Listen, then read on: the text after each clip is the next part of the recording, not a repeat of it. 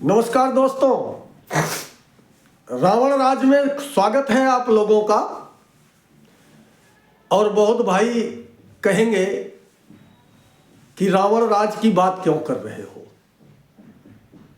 जिस देश में बहन बेटियों की इज्जत लूटने वालों के साथ सरकारी सिस्टम खड़ा हो, जो जनता के द्वारा चुने हुए नेता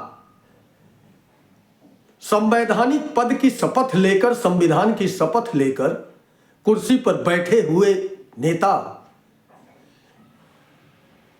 बहन बेटियों के बलात्कारियों को बचाने के लिए काम कर रहे हो, तो उसको राम राज तो कहा नहीं जा सकता, रावण राज ही कहा जा सकता है। आज चाहे हाथरस ले लो, चाहे बिहार का जो शेल्टर हाउस कांड हुआ था वो ले लो, क्या हुआ उसमें, कितने आरोपी जेल गए। चाहे बहन अंकिता भंडारी का केस ले लो, कोई भी केस उठाओगे तो देखोगे सरकार बलात्कारी बचाओ अभियान में लगी हुई है, हत्यारा बचाओ अभियान में लगी हुई है। हमें एक बात समझ में नहीं आ रही है, इस देश में जितने भी बलात्कार और हत्या हो रही हैं उनके खिलाफ जन आक्रोश को भी दबाने का काम सरकार कर रही है। तो सरकार जनता के साथ है, बलात्कारियों और हत्यारों के साथ है, ये बात समझ में नहीं आ रही है। रही बात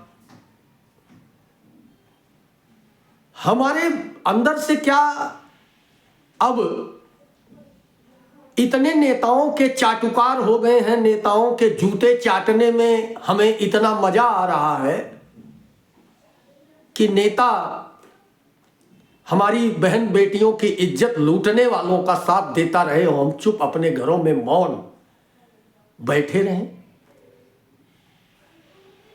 हमारी इतनी संवेदना मर चुकी है। क्या आज किसी और की बेटी की इज्जत लूटी गई है, कोई साथ खड़ा होने वाला नहीं है, कोई विरोध करने की हिम्मत तक नहीं कर सकता। जो विरोध करेगा उसका दमन कर दिया जाएगा, उस पर मुकदमे लगाएंगे, उसको पुलिस से पिटवाएंगे। तो कल हमारी भी बेटी के साथ अगर गलत हो गया तो क्या यही हाल नहीं होगा? इस पर क्या विचार करने की जरूरत नहीं है? कितने गरीबों की बहन बेटियों के साथ गलत हुआ और उल्टा मां बाप और परिवार को ही प्रताड़ित किया गया। एक आवाज उठने वाली नहीं है। अभी पिछले साल हमीरपुर की एक घटना का जिक्र करता हूं, जिसमें कानपुर में ईंट भट्ठे पर बाप काम कर रहा था और बेटी वहीं पे बाप के साथ थी। बेटी के साथ गलत हुआ, बाप को जान तक देना पड़ा। आज तक क्या उस परिवार को न्याय मिला? इस रावण राज में एक घटना अभी जल्दी हुई है। हमीरपुर जिले के पास में ही कुरारा थाने के अंतर्गत एक गांव में पुलिस वालों ने, वह पुलिस वाले जिनको हम गरीबों के पैसे से तनख्वाह मिलती है और हमारी सुरक्षा के लिए इनको जगह जगह हर थानों पर नियुक्त किया जाता है, वह थाने वाले पूरे गांव में ऐसा नंगा नाच किए हैं। उमराहट निषाद परिवार कहां है? संजय निषाद जो जाति के नाम पर अपना बाप बेटा कंपनी चला रहे हैं, कोई पूछने वाला नहीं है।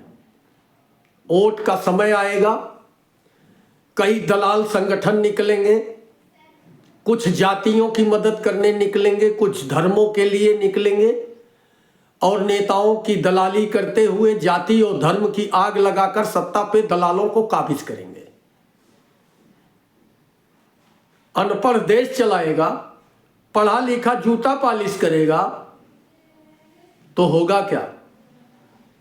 अगर हम जाति और धर्म की आग में गुंडा, बलात्कारी, अपराधी को अपना प्रतिनिधि बनाकर संविधान बनाने भेजेंगे तो गलती उनकी नहीं है, गलती हमारी है।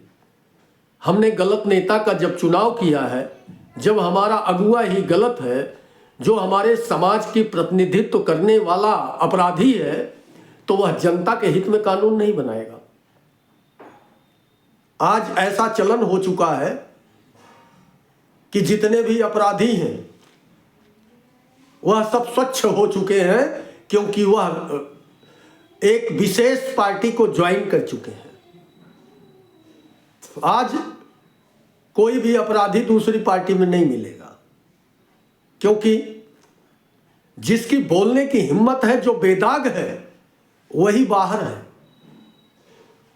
और जितने दागदार हैं वह डर से छुप करके पार्टी को ज्वाइन कर चुके हैं कि अगर विरोध किया तो फिर खैर नहीं है, जेल जाओगे या मार दिए जाओगे या मुकदमों में अंदर कर दिए जाओगे, तबाह कर दिए जाओगे, घर गिरा दिया जाएगा, तुम्हारी जिंदगी तबाह कर दी जाएगी।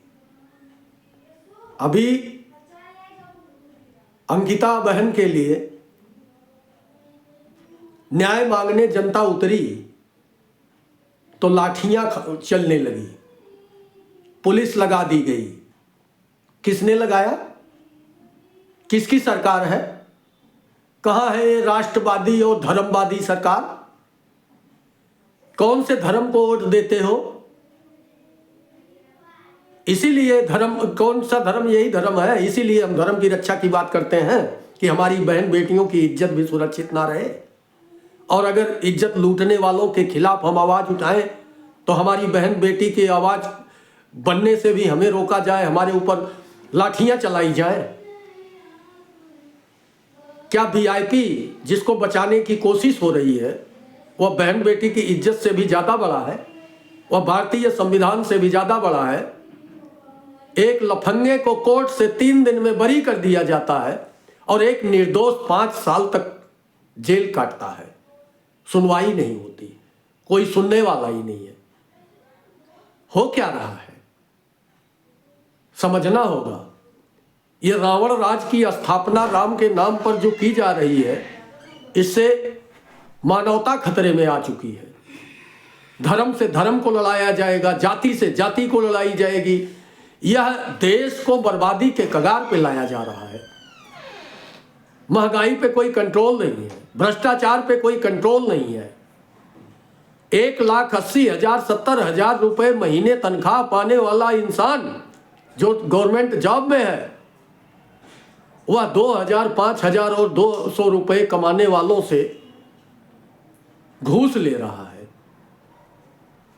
सोचो, विचार करो, और जाति धर्म के नाम पर ना वोट देकर अपने बाल बच्चों, अपने पढ़ाई लिखाई, अपने रोड नाली खड़ंजा, अस्पताल, स्कूल के लिए वोट दो और स्वच्छ नेता चुनो। तभी इस देश का और इस समाज का कल्याण होगा। किसी जाति और धर्म का बनने से पहले इंसान बनो। इंसानियत अगर नहीं बची तो कुछ रह नहीं जाएगा। जय मानव समाज, जय भारतीय संविधान, जय भारत माता की।